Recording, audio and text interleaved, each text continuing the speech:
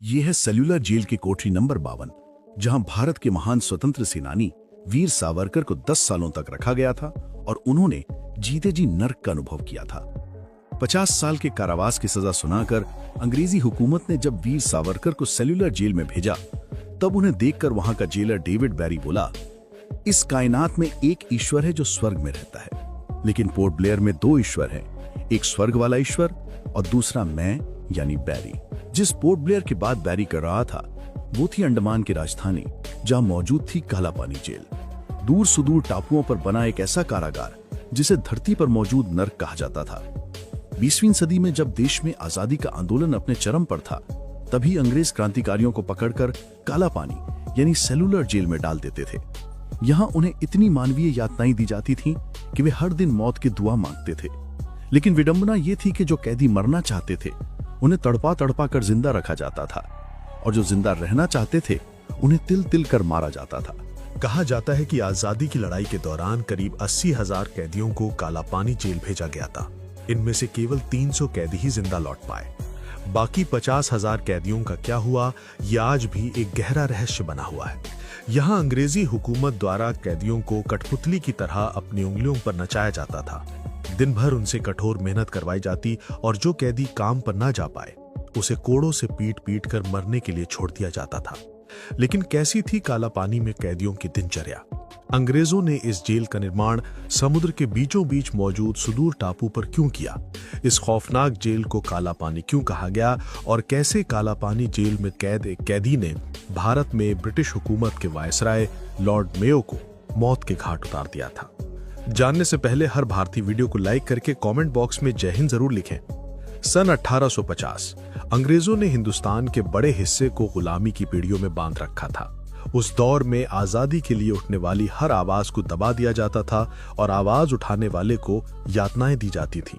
लेकिन 1857 में अंग्रेजों के खिलाफ एक बड़ी आवाज उठी। ये था हमारा पहला स्वतंत्रता आंदोलन। इसे दबाने के लिए अंग्रेजों ने क्रांतिकारियों की बड़े पैमाने पर धरपकड़ शुरू कर दी। तब उन्हें या तो फांसी पर लटका दिया जाता था या फिर तोप के मुहाने पर बांधकर उड़ा दिया जाता था। लेकिन धीरे धीरे क्रांतिकारियों की संख्या पहले दर्जनों में पहुंची और फिर हजारों में। इतने बेकसूरों को मौत के घाट उतारना अंग्रेजों के लिए अब संभव नहीं था, इसलिए उन्होंने हजारों क्रांतिकारियों को कैदी बना लिया और विद्रोह के डर से उन्होंने इन कैदियों को इंडिया मेनलैंड से दूर भेजने की ठानी और इसके लिए चुना गया अंडमान द्वीप। 10 मार्च 1858 को क्रांतिकारियों को जहाज में बिठाकर पहली बार अंडमान और निकोबार द्वीपों की तरफ रवाना कर दिया गया। कई दिनों के थका देने वाले सफर के बाद जब कैदी वहां पहुंचे तो चारों तरफ समंदर के बीच मौजूद छोटे जंगली टापुओं को देखकर उनके होश उड़ गए। अंग्रेजी हुकूमत ने चारों तरफ पानी से घिरे अंडमान के एक खूबसूरत आइलैंड को धरती के नर्क में बदल दिया। मगरमच्छ, सांप, बिच्छू और कीड़े मकोड़ों से घिरे इस द्वीप को बीमारियों का घर माना जाता था और यहां से भागने का कोई रास्ता मौजूद नहीं था। और ये कैद कहलाती थी काला पानी की सजा। कहा जाता है कि इस सजा से बेहतर तो मौत होती थी। जो इसे देख ले उसकी रूह तक कांप जाती थी और जो इसे पा जाए वो मौत का डर भूल जाए।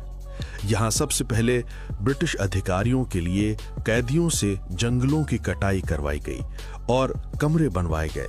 इस प्रक्रिया में कैदियों को अनगिनत कठिनाइयों का सामना करना पड़ा। कैदी मलेरिया जैसी गंभीर बीमारियों से संक्रमित होकर अपनी जान गंवा बैठे, वहीं कई जहरीले सांपों और बिच्छुओं की वजह से भी मर गए। द्वीप के कठोर और प्रतिकूल वातावरण के कारण अनेक कैदियों की जान चली गई। इन कैदियों से अंडमान की राजधानी पोर्ट ब्लेयर में पहली जेल का निर्माण करवाया गया, जिसमें छोटे छोटे कच्चे घर बनाए गए थे। लेकिन जैसे जैसे कैदियों की संख्या बढ़ी, ब्रिटिश हुकूमत ने 1890 तक यहाँ और अधिक कैदियों को भेजना शुरू कर दिया। इसी वजह से 1896 को इसे सेल्यूलर जेल का नाम दिया गया, जिसे बाद में काला पानी जेल के नाम से भी जाना गया। लेकिन इसका नाम काला पानी क्यों पड़ा? तो इसके पीछे भी एक दिलचस्प कहानी है। दरअसल उस समय हिंदू समाज में यह धारणा प्रचलित थी कि समुद्र यात्रा करने से व्यक्ति का धर्म भ्रष्ट हो जाता है। ऐसे लोगों को समाज से बाहर कर दिया जाता था। इस मान्यता के कारण समुद्र के पानी को काला पानी कहा जाता था और इसी वजह से अंडमान के इस कैद को काला पानी की सजा का नाम दिया गया। अब सवाल उठता है, काला पानी जेल का निर्माण कैसे हुआ? तो शुरुआत में अंग्रेज अधिकारियों के लिए आवास, कमिश्नर हाउस, चर्च और कॉन्फ्रेंस रूम जैसी सुविधाओं का निर्माण करवाया गया। इसके बाद मुख्य सेलुलर जेल कॉम्प्लेक्स के लिए जगह तैयार की गई। बीच में एक टावर खड़ा किया गया और उस पर एक घंटा लगा हुआ था। ये घंटा किसी भी गड़बड़ी की स्थिति में बाकी अधिकारियों को सतर्क करने के लिए इस्तेमाल किया जाता था। इसके बाद टावर के बाहर की ओर 7 इमारतों का निर्माण हुआ, जिन्हें विंग्स कहा गया। हर विंग 3 मंजिल की थी, जिसमें कुल 696 सेल बनाए गए। इन्हीं सेल्स की वजह से इसे सेलुलर जेल नाम दिया गया। ये सेल खास तौर पर इस तरह डिजाइन किए गए थे कि कोई कैदी दूसरे से संपर्क ना कर सके और किसी स्वतंत्रता आंदोलन की योजना ना बना पाए। हर विंग का मुख दूसरी विंग की दीवार की तरफ था। करीब 15 बाय 9 फीट के इन सेल्स में 9 फीट की ऊंचाई पर खिड़कियां लगाई गई थीं, ताकि हवा और रोशनी अंदर आ सके। अब आप पूछेंगे, इतनी ऊंचाई से तो कैदी जेल से भाग सकते थे ना? तो इसका जवाब है नहीं, बल्कि मगरमच्छों से भरे समुद्र के बीच इस जेल की दीवार छोटी रखी जाती थी, ताकि लोग बाहर निकलने की कोशिश करें और दूर दूर तक पानी देखकर वापस आ जाएं और गुलामी की बेबसी को जीते रहें। यहां से भाग पाना मुश्किल ही नहीं, नामुमकिन था। मगर फिर भी अगर कोई कैदी भागने की कोशिश करता तो उसे पकड़कर बाकी कैदियों के सामने इतनी सजा दी जाती कि वो मौत की भीख मांगने लगता। लेकिन अंग्रेज जेलर उसे इस तरह तड़पाते हुए जिंदा रखते थे ताकि बाकी कैदियों के जहन में डर बैठ जाए। 10 मार्च 1906 के दिन सेलुलर जेल का निर्माण पूरा हुआ और अंग्रेजों ने यहाँ दर्जनों क्रांतिकारियों को भेजना शुरू किया, जिन पर ऐसे जुल्म ढाए गए जिनके बारे में सुनकर ही आपकी रूह कांप उठेगी। इन कैदियों को जो प्लेट खाने को दी जाती थी, सुबह टॉयलेट के वक्त भी वही इस्तेमाल होती थी, क्योंकि जेल में कोई टॉयलेट नहीं था। यहाँ कैदी महीनों तक नहीं नहाते थे, क्योंकि नहाने के लिए पानी की कोई व्यवस्था नहीं थी और पीने का पानी इतना गंदा होता था कि वो पानी पीकर ही हजारों कैदी बीमारियों का शिकार हो गए और मारे गए। खाने की बात करें तो इस जेल में कैदियों को खाना सिर्फ जिंदा रहने के लिए ही दिया जाता था। उन्हें हरे रंग के पानी में तैरती हुई कुछ पत्ते और कीड़े वाली दाल परोसी जाती, जो ना खाओ तो भूखे तड़प कर मौत हो जाए और खाओ तो बीमारी से शरीर बेहाल हो जाए। दिन में कैदियों को शरीर पर बिना कपड़ों से तेल निकालने को कहा जाता था। हर कैदी को एक बैल की तरह कोलू से 10 लीटर तेल या 20 लीटर तेल और नारियल से 4 किलो जूस निकालने का टारगेट दिया जाता था, और जो कैदी इस टारगेट को पूरा नहीं कर पाता था, उन्हें शाम को हथकड़ियों से बांधकर उल्टा लटका दिया जाता था और उनके नंगे बदन पर कोड़े बरसाए जाते थे।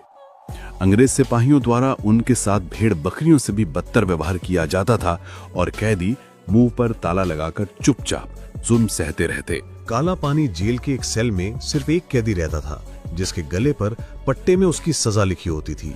यहाँ मिलने वाली मौत भी बिना किसी इंतजार के होती थी।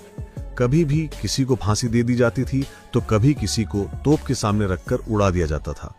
वहीं अगर कोई कैदी बीमारी का शिकार हो जाए तो उसका इलाज करवाने के बजाय उसे समुद्र में तड़पकर मरने के लिए फेंक दिया जाता था। रात में सोने की बात करें तो इन छोटे छोटे कमरों में कैदियों के पास न पलंग होता था न रजाई। उन्हें कड़ाके की ठंड में सीधे जमीन पर सोने के लिए मजबूर किया जाता था। रात में अगर उन्हें टॉयलेट लगे तो उसी खाने वाले बर्तन में उन्हें अपना मल मूत्र त्यागना पड़ता था, और यह बर्तन इतना छोटा था कि टॉयलेट बाहर फर्श पर बिखर जाता था और कैदियों को अपने मल मूत्र में सोना पड़ता था। फिर सोने में मुश्किल से 3 से 4 घंटे भी बीतते कि मुख्य टावर की घंटी गूंजने लगती। कैदियों को चाहकर भी अपनी नींद तोड़नी पड़ती और पिछले दिन से भी ज्यादा कठिन जिंदगी जीने के लिए तैयार होना पड़ता। इसी वजह से काला पानी की सजा को धरती पर मौजूद नर्क कहा जाता था। मगर जो अंग्रेज चाहते थे वो उस नर्क में भी नहीं कर पाए। काला पानी जेल में आजादी की मांग उठती रही और ऐसी जगह में भी क्रांतिकारियों का जोश और बढ़ता रहा। वीर सावरकर यहाँ 10 साल कैद रहे। उन्होंने यहीं से ब्रिटिश हुकूमत के खिलाफ अनेक आंदोलन किए, जिनके बाद महान क्रांतिकारी महावीर सिंह को भी काला पानी जेल में डाला गया, जिन्होंने जेल में हो रहे अमानवीय अत्याचारों के खिलाफ भूख हड़ताल शुरू की। अंग्रेजों ने इसे खत्म करवाने के लिए उन पर भारी जुल्म किए, लेकिन महावीर ने हार नहीं मानी। आखिरकार अंग्रेजों ने उनकी हड़ताल तोड़वाने के लिए उनकी नाक और मुंह में पाइप के जरिए जबरदस्ती दूध डालने की कोशिश की। इस क्रूर प्रयास में महावीर सिंह की मौत हो गई। उनके मृतदेह को अंग्रेजों ने समुद्र में फेंक दिया। महावीर सिंह की शहादत की खबर जब सेलुलर जेल में फैली तो करीब 230 कैदियों ने भी भूख हड़ताल शुरू कर दी। फिर 1941 में महात्मा गांधी, रविंद्रनाथ टैगोर और अन्य प्रभावशाली नेताओं ने अंग्रेजों की इस बर्बरता से भरे काला पानी की सजा को खत्म करने की मांग उठाई और इन सभी के दबाव के चलते अंग्रेजों ने सेलुलर जेल को बंद कर दिया और यहाँ मौजूद सभी कैदियों को दूसरी जेलों में शिफ्ट कर दिया गया। लेकिन कहते हैं ना, जैसे को तैसा मिलता है। जिस सेलुलर जेल को अंग्रेजों ने भारत के स्वतंत्रता संग्राम सेनानियों पर अत्याचार करने के लिए बनाया था, उसी जेल में बाद में खुद ब्रिटिश सैनिक भी कैद किए गए।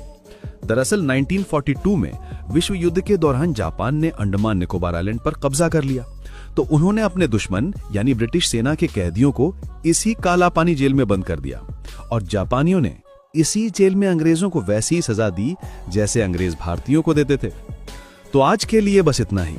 स्वतंत्रता के आंदोलन में वीर सावरकर समेत लाखों क्रांतिकारी जिन्हें सजा के नाम पर अंग्रेजों ने काला पानी जेल में तड़पाया, उनके बलिदान की याद में कमेंट बॉक्स में जय हिंद जय भारत जरूर लिखिए। ये वीडियो पसंद आया हो तो इसे लाइक शेयर करें। ऐसी ही अनकही अनसुनी कहानियों के लिए हमारे चैनल को सब्सक्राइब करके पास वाली घंटी जरूर बजा दीजिए। जय हिंद, वंदे मातरम।